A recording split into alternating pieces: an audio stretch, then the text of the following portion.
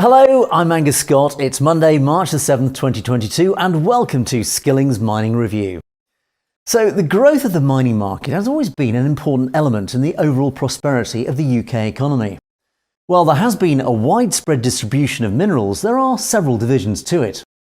Looking back at the Industrial Revolution, the country witnessed remarkable growth in mineral mining opportunities.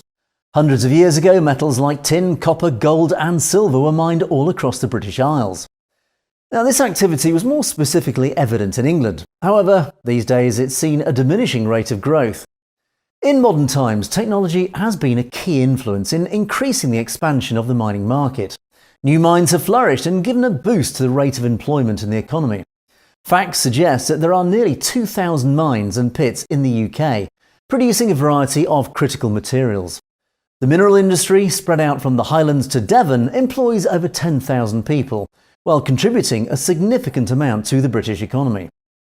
To give us a snapshot of the current state of mineral mining opportunities, Graham David has more on the current trends in the British mining industry. Multiple international banks and investors recently poured money into the coal business, bolstering the most widely utilised fossil fuel on Earth.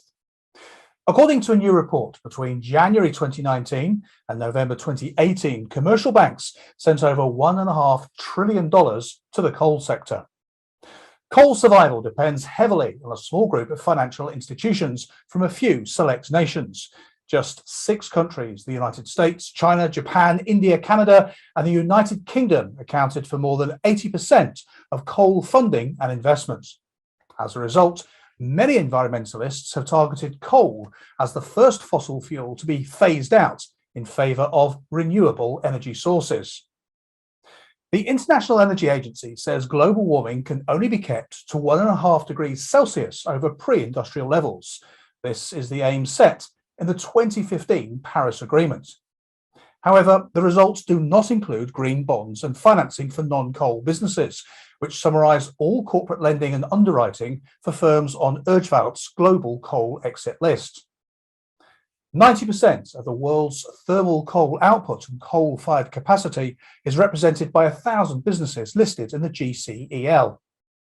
Phasing down fossil fuel subsidies and coal-fired power output was committed to by major coal-dependent countries at the UN Climate Change Conference for the first time.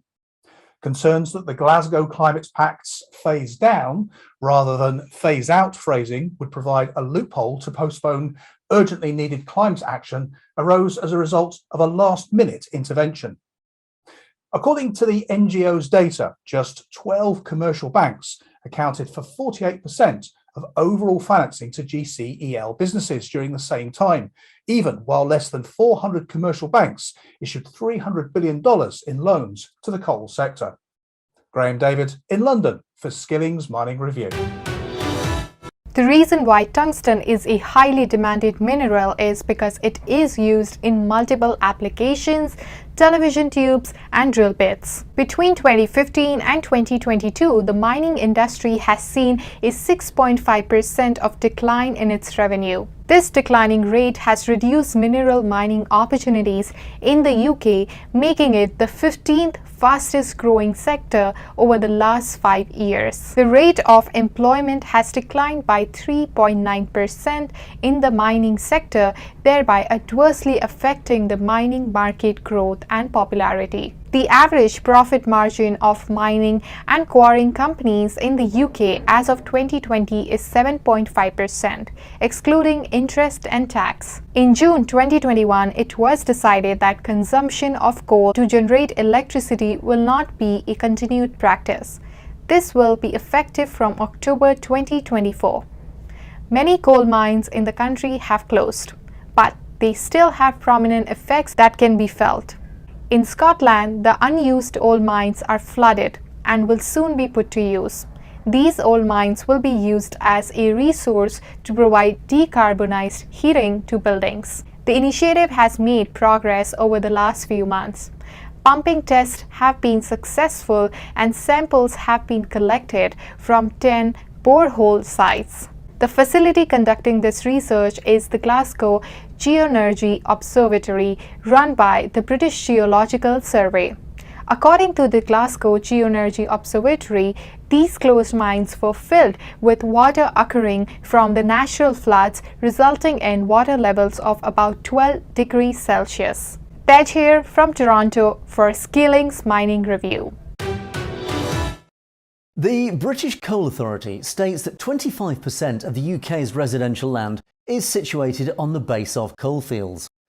And this means that there's a realistic potential for underground flood mines to be considered as a source of heating. It's also assessed that the renewal of water in these mines might be a huge resource in providing domestic heating services for the coalfield areas. Beyond this, it could also find traction in commercial areas such as manufacturing and horticultural sectors. Commenting on the quality of water in these mines, the Coal Authority has stated it to be a low-carbon, sustainable heat source which under the right conditions can compete with public supply gas prices and deliver carbon savings up to 75% as compared to gas heating. Well, the mining industry in the United Kingdom includes around 13,000 companies, being around 0.5% of all businesses. And this does confirm the fact that the coal mining industry is no longer an influential factor, affecting the mineral mining opportunities in the United Kingdom. The last deep coal mine was closed in 2015. Thanks for joining us. This is Angus Scott for Skillings Mining Review, and we'll see you next time.